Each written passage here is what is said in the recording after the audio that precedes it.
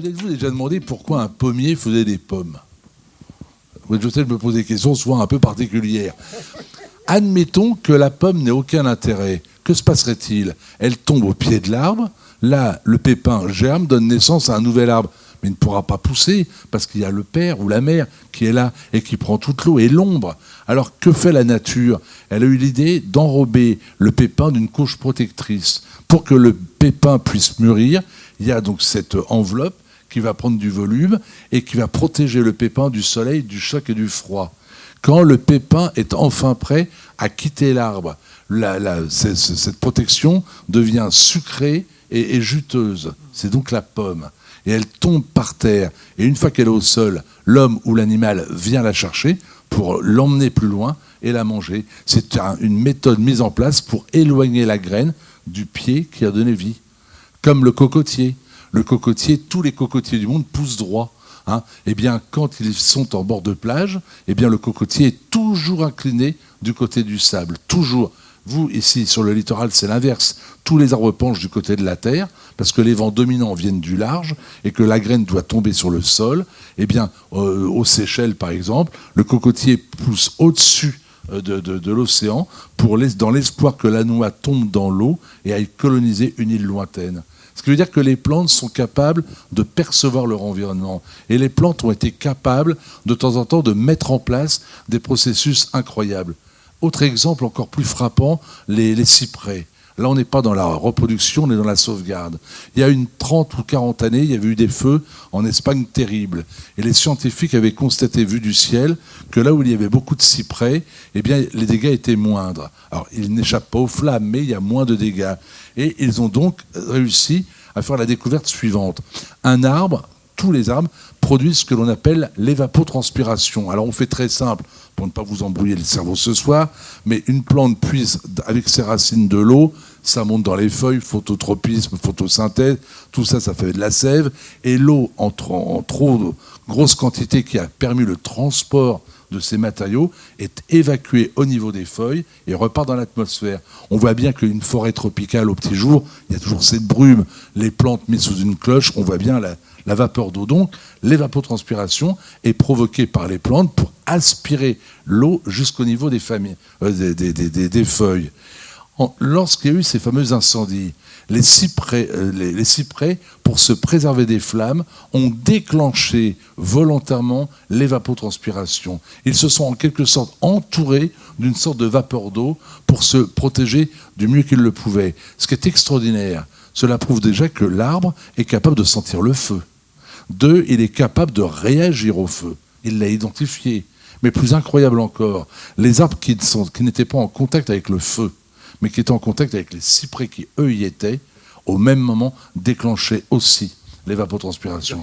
Ce qui veut dire que les cyprès étaient capables de donner l'alerte aux autres arbres. Et là, je découvre des histoires incroyables. Donc, sous vos yeux ébahis, si vous le permettez, je vais vous raconter la véritable histoire de la construction de Versailles. Mais pour bien comprendre l'affaire de Vaux-le-Vicomte, il faut revenir à l'adolescence du roi.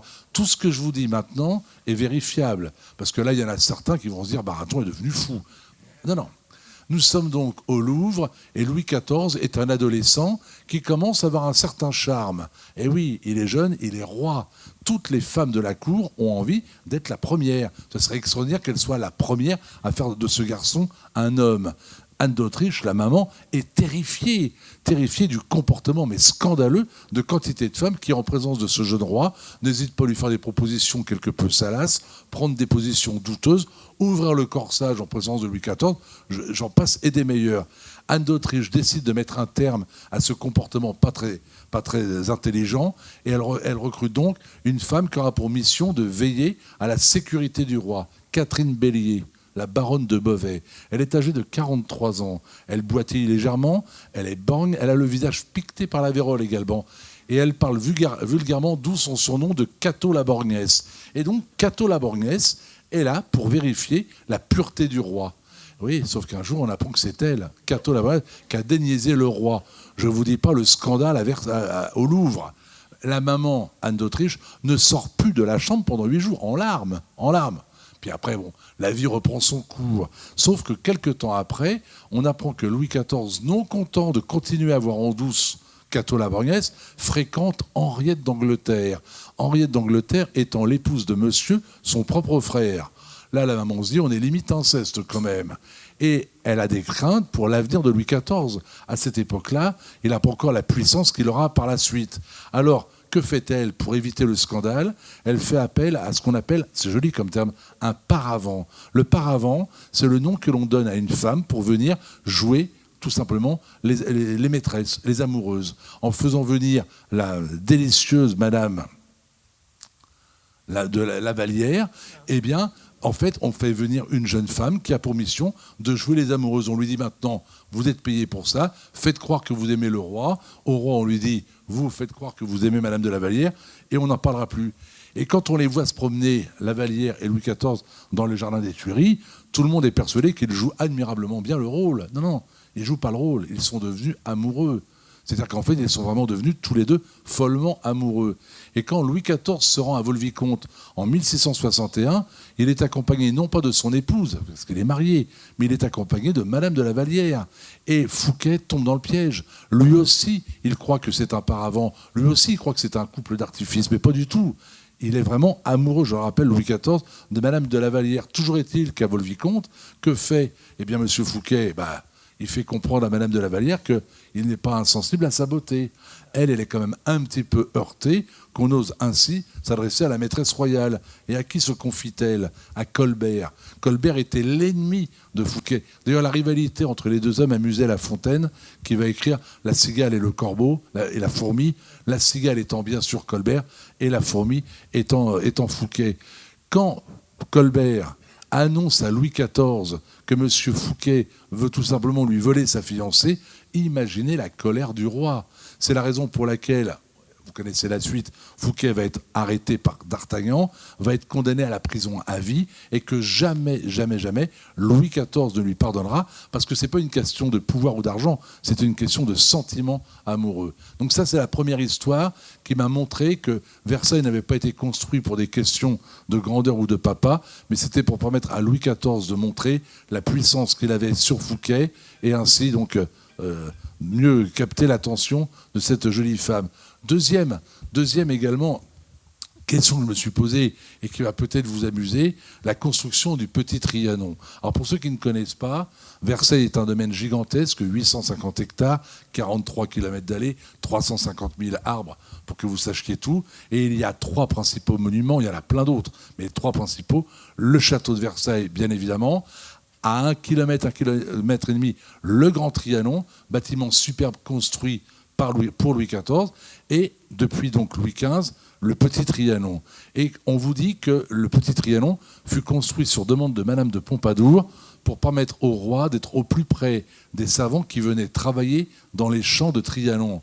Très bien, mais est-ce qu'il y a vraiment besoin de construire un château alors qu'il y a déjà le palais de Versailles à 1 km et le Grand Trianon? Et bien là aussi, j'ai enquêté et ce que j'ai découvert m'a beaucoup amusé et je pense que ça devrait vous amuser. Louis XIV, lors de la construction du Petit Trianon, ou quelques années avant, a rencontré Madame de Pompadour. Et il vit un amour très puissant avec Madame de Pompadour. Il dort avec elle. Ce qui veut dire qu'au château de Versailles, il y a la chambre du roi avec Madame de Pompadour, et dans une chambre un peu à l'écart, la reine de France. Et le rituel du roi, tous les soirs, est le même. Le roi embrasse, honore, comme on dit, Madame de Pompadour, puis il prétexte d'aller embrasser son épouse sur le front tous les soirs. Madame de Pompadour n'est pas dupe. Un baiser sur le front tous les ans, la reine accouche d'une petite fille. Au bout d'un moment, elle dit, il me prend vraiment pour une truffe. Je ne dis pas qu'il a dit exactement ces propos, c'est de la libre interprétation. Et ensuite, on sait qu'il va rejoindre des demoiselles qui l'attendent aux étages supérieurs.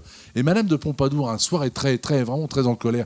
Elle se dit quand même, quand on sait tout ce que je fais pour lui, j'ai fait construire le Parc Auxerre, qui est un hôtel particulier en ville, où des jeunes filles sont éduquées avant d'être présentées au roi. Je me déguise parfois pour l'amuser. On a retrouvé dans les malles de Madame de Pompadour des costumes de zouave ou de jardinière. Elle se déguisait pour les soirées intimes. On sait qu'elle demandait de temps en temps à des copines de se joindre à elle pour distraire Louis XV. C'est ce qu'on appelle en termes administratifs externaliser les prestations. Eh bien, malgré tout ce que fait Madame de Pompadour pour son royal amant, le rituel est le même. Il honore sa maîtresse. Il va embrasser, paraît-il, Madame de son épouse sur le front et il monte aux étages. Et un jour, Madame de Pompadour convoque l'architecte et elle ordonne que l'escalier près de la chambre du roi soit détruit. Elle est une femme d'autorité, elle a vraiment de la poigne. Elle se dit, ça ne l'empêchera pas de monter, mais au moins on le verra davantage. Et puis ça va peut-être quand même le freiner quelque peu. Louis XV laisse faire, il ne dit rien. Une fois que l'escalier est totalement détruit, il convoque le même architecte dans sa chambre, il lui montre la fenêtre et il demande à ce qu'on installe, montée sur une poulie à l'extérieur, une chaise. On va l'appeler la chaise volante. La chaise volante est donc née à Versailles pour Louis XV. Et Madame de Pompadour se rend compte donc qu'elle a été bernée grâce à ce stratagème de Louis XV.